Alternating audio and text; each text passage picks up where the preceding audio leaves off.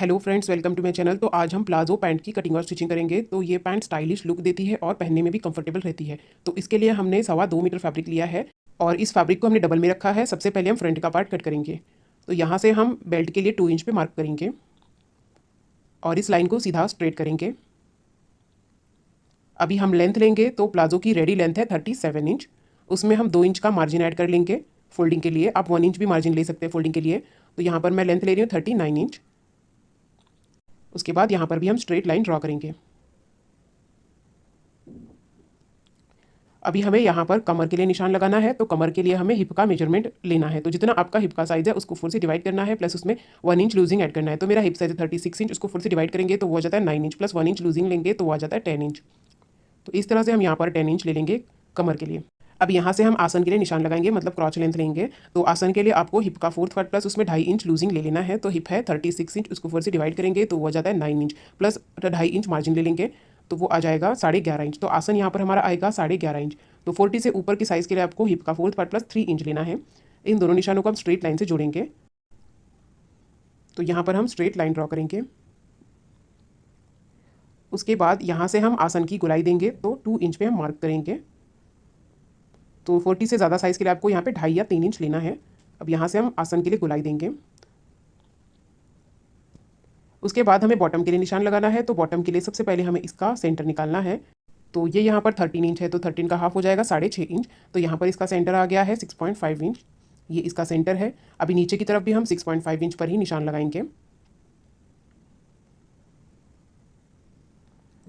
उसके बाद हमें बॉटम के लिए निशान लगाना है। तो जो हमने निशान लगाया है उसके दोनों तरफ हमें बॉटम के लिए निशान लगाना है, मतलब आधा इस तरफ लगाएंगे और आधा इस तरफ लगाएंगे। तो बॉटम है 8 इंच, तो यहाँ पर हम लूज़ लेंगे बॉटम।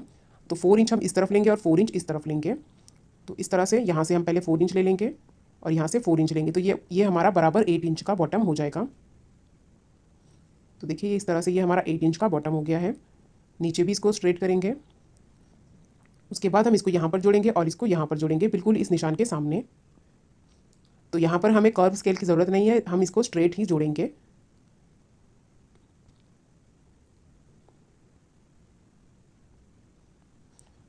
अब इसको भी हम ऊपर की तरफ एक्सटेंड करेंगे। उसके बाद हम इसकी कटिंग करेंगे।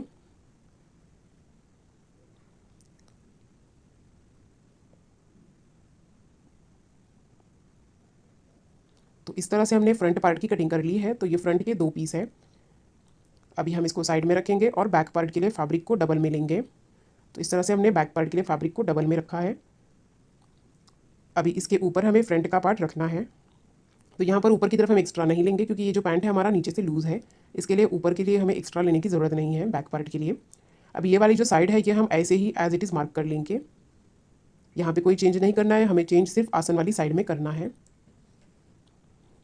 उसके बाद ये जो आसन वाली साइड है यहाँ से हम बैक के लिए 2 इंच एक्स्ट्रा आसन के लिए बढ़ाएंगे। इस तरह से 2 इंच एक्स्ट्रा बढ़ाना है बैक के लिए। उसके बाद यहाँ से भी हम 2-2 इंच एक्स्ट्रा ले लेंगे। जो आसन की गोलाई है वहाँ से यहाँ पे स्ट्रेट लाइन ड्रॉ करेंगे। उसके बाद यहाँ से हम आसन की गोलाई दे देंगे इस तरह से। तो बैक का आसन हमें बड़ा रखना है फ्रंट पार्ट से 2 इंच। उसके बाद साइड्स में हम 1.5 इंच तक का एक्स्ट्रा बढ़ाएंगे बैक पार्ट के लिए। तो नीचे से हम 1.5 इंच पे मार्क करेंगे और इसको अभी हम इन दोनों निशानों को स्ट्रेट जोड़ देंगे।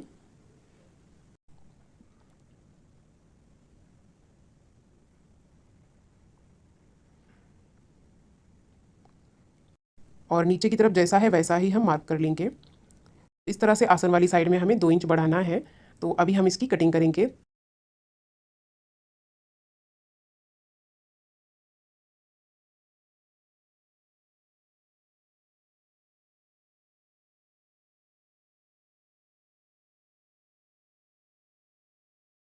तो इस तरह से हमने इसकी कटिंग कर ली है।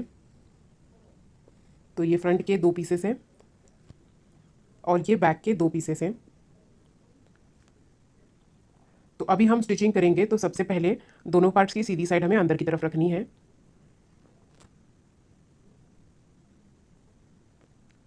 इसी तरह से दूसरे पार्ट की भी सीधी साइड हम अंदर की तरफ रख लेंगे। तो इस तरह से हमने दोनों पार्ट्स की जो सीधी साइड है वो अंदर की तरफ रख ली है। उसके बाद हमें सबसे पहले आसन में सिलाई लगानी है। तो देखिए इस तरह से हमने यहाँ पर आसन में सिलाई लगा दी है। अभी हम इसको ओपन करके रखेंगे।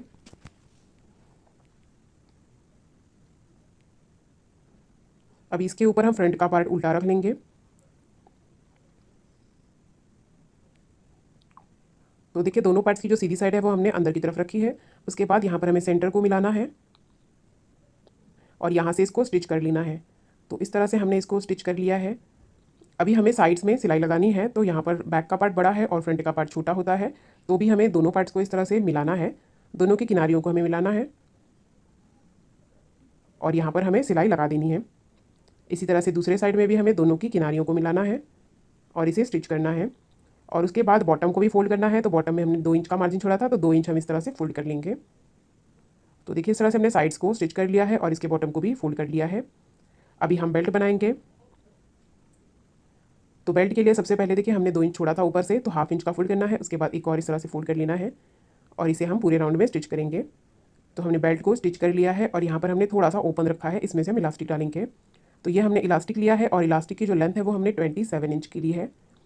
जितना आपका कमर का साइज़ है उससे आपको 2 से 3 इंच माइनस करके लेना है।